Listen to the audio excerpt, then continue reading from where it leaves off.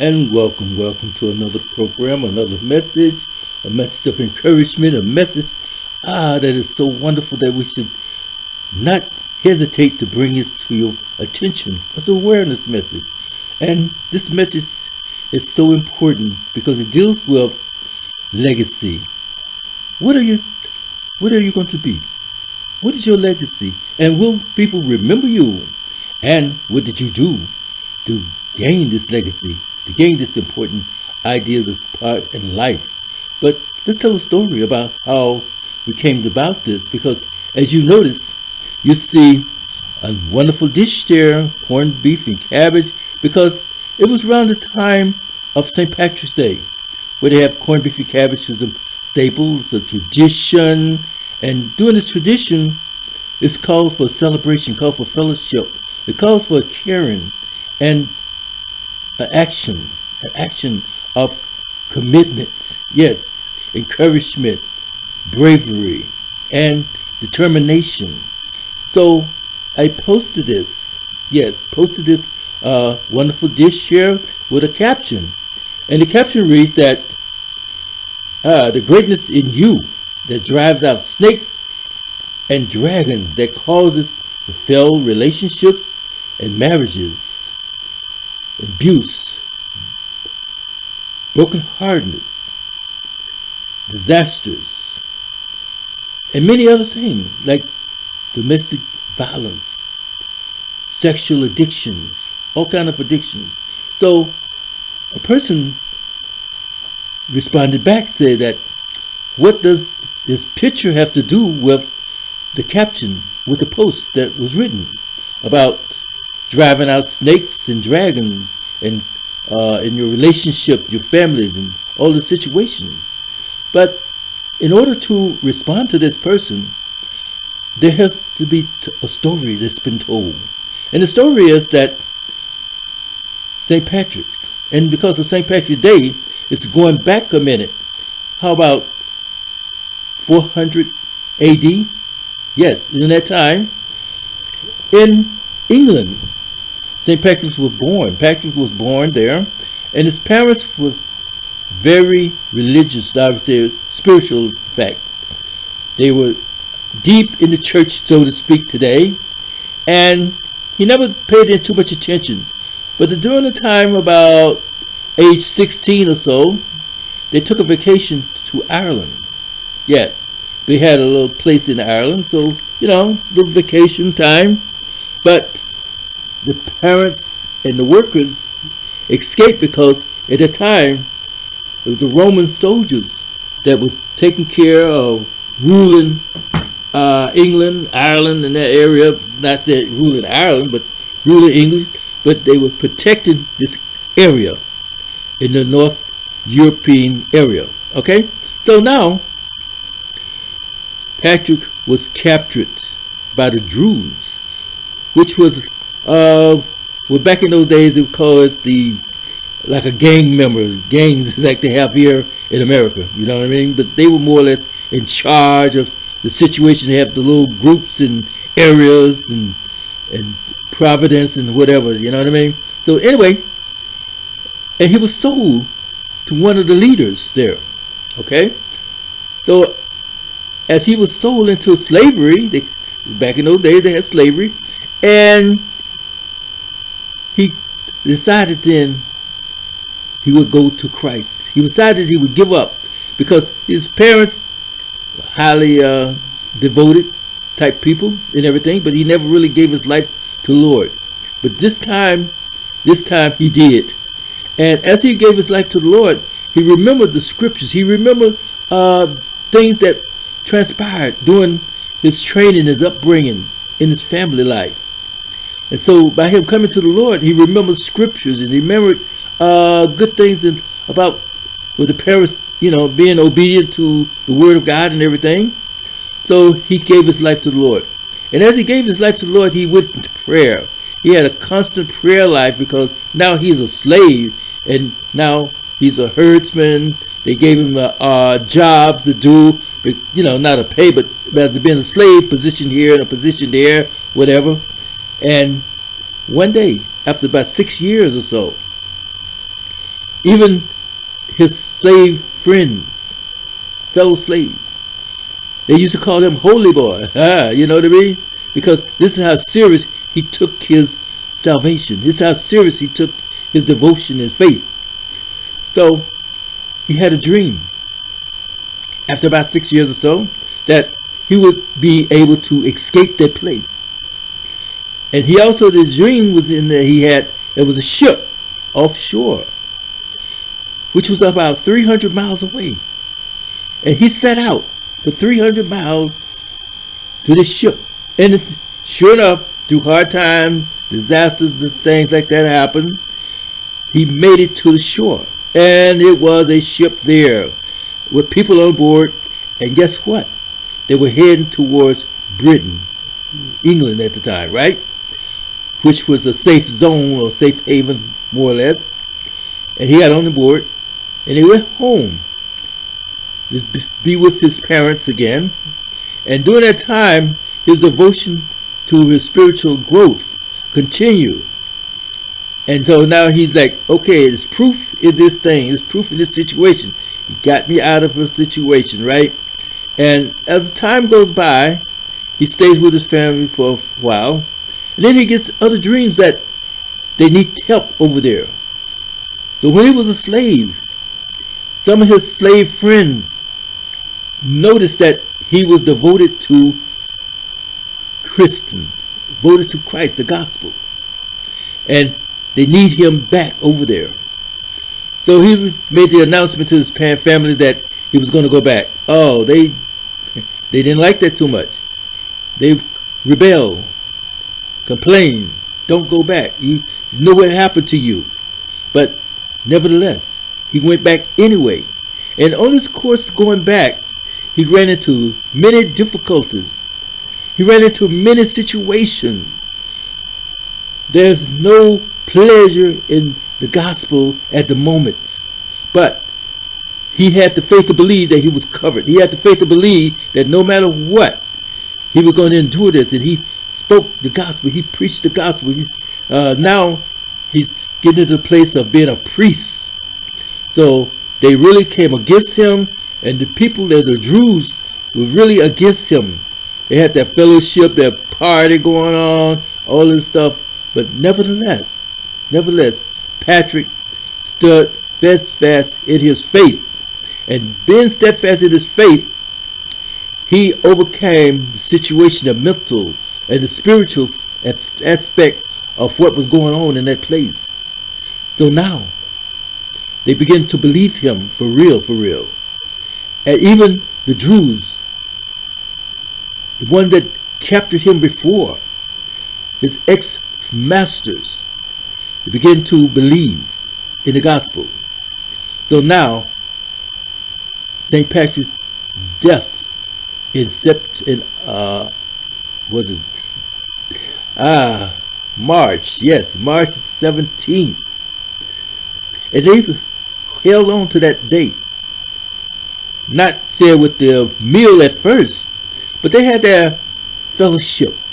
Well, the Irish were drinkers and partiers, but then with the combination of the faith, and then slowly evolving into a faithful situation, faithful relationship. Even with the spiritual demonic spirits that was going on, they called it the leprechauns and different areas of witchcraft and all of that stuff was going on. He had to battle them also, the spiritual thing. So then, when they put out the word that St. Patrick drove all the snakes out of Ireland, that was more or less a metaphor that he drove out the evil. So snakes represent evil. Snakes represent poison. Snakes represent negativity. Snakes represent the disasters. They represent the toxicity in our lives. The dragon is also the serpent, which we call the devil, evil spirit, evil being, evil doings.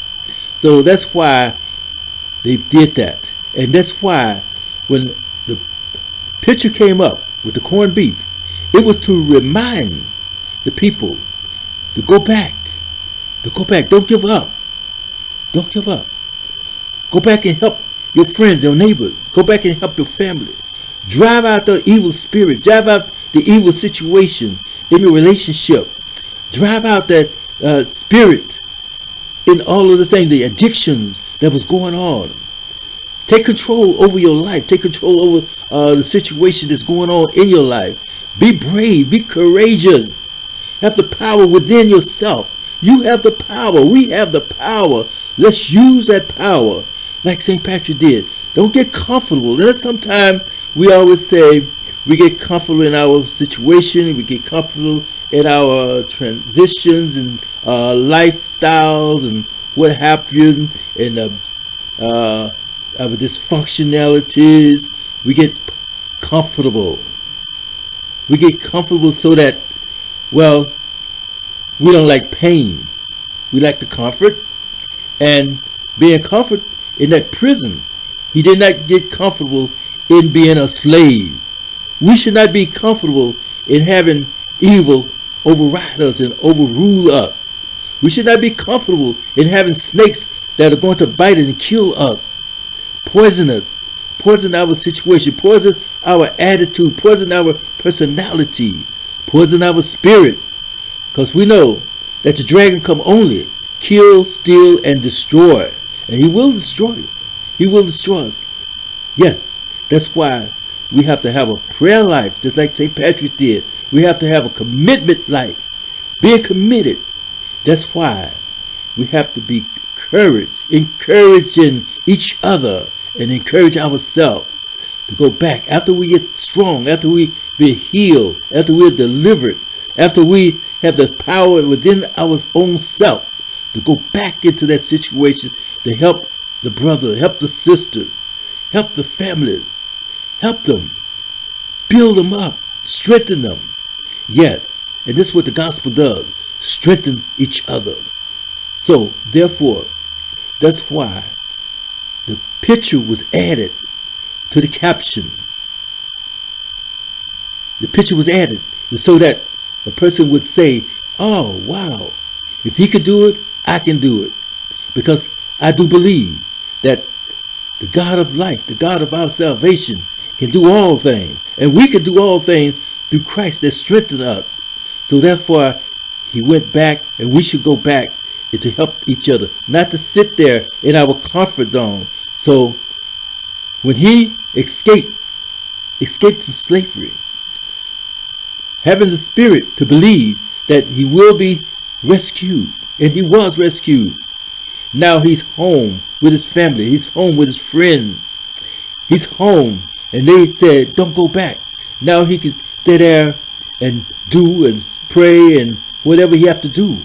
But the point of it is that sometimes we stay comfortable in our good things, get comfortable in our surroundings. We stay comfortable in our safety zone. Yes, not just the prison, not just hard time, not just the things of life that's going to hurt us and that will being, how you say, comfortable in our doings and bad doings. No. Even that. And our pain, even that. But then, how about our comfort? How about our freedom? How about our safety? How about our shelter? We get comfortable. And then we sit back and lay back. Lay back. But St. Patrick went back to help his friends, to help others that need help, that need the gospel. And that's what we should do. Be helpers of one another that need the gospel. So that's what he did. And then, since they took the post down, the picture down. Oh, you shouldn't have the picture of this food. But why not? Why not? Thanksgiving time, we have a big roasted turkey on the table, which represent Thanksgiving, which represent fellowship, which represent family unity, which represent a lot of good things in spiritual life. Then at Christmas time, we have the cookies, we have the colors, even the tree that represent Christmas, the birth of Christ, a new beginning, a new beginning, a new power, new strength, new opportunities that come about, a new way of life, a new direction. Yes, a new direction. And then, how about Valentine's Day? Oh no, we don't do Valentine's Day, but why not with the love, with the chocolate, the heart-shaped candy box? Different one. How about love? And more love. Let all that you be done, and all that you do be done in love. Let love be the greatest thing about you. Let love conquer all. Let love abide more and more and more. Show that love. Show that love through your obedience to the word. In order to be close to God, in order to know God. He said, if you love me, you keep my word.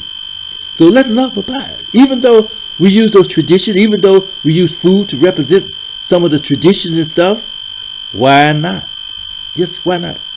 And there are other things that we do that represent situations that maybe have nothing to do with the food, but let that food, let that representation bring back a thought, bring back a tradition, bring back a mindset that we need to do each and every day.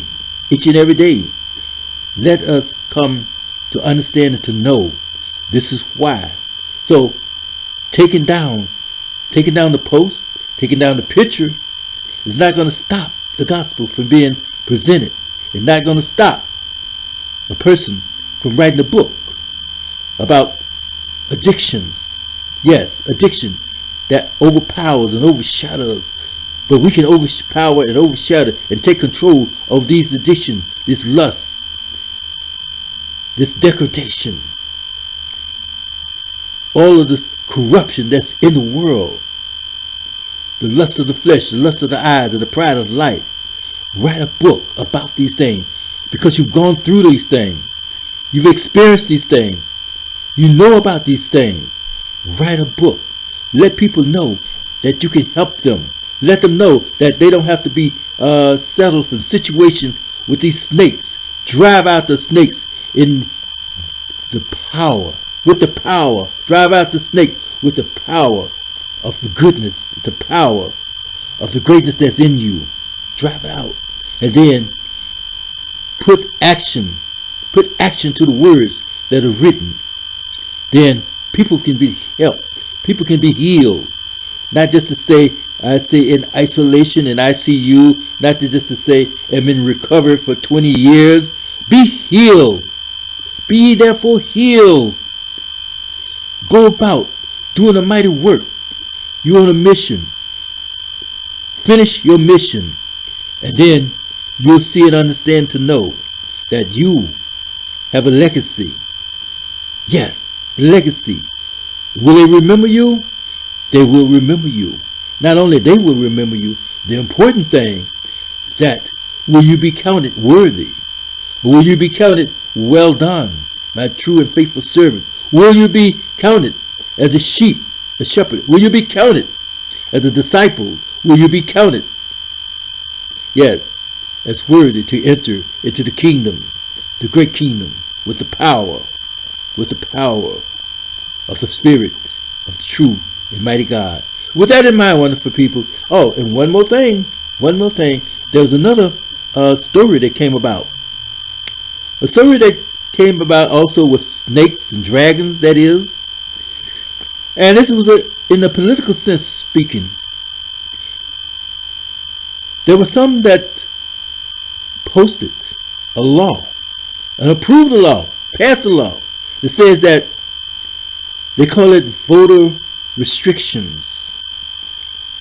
And with that voter restriction, they came about that said one of the laws that was passed in this group of laws is that you can go to jail for giving somebody an apple. Somebody is standing in line to vote. You could go to jail for 2 years and $10,000 fine. And we noticed that there are politicians who pay this no attention. We noticed that there are people that pay this no attention. But I'm here to remind you, I'm here to tell you, pay attention to these laws that have been passed. Go to court on them. itemize and criticize and critique them, because this particular law said that I could go to jail for giving somebody an apple because they're having a diabetic attack, or they're having a glass of water, or a drink of water, a juice that's getting ready to pass out, standing in line to vote. But don't you understand and realize that this is a part of something greater? Greater.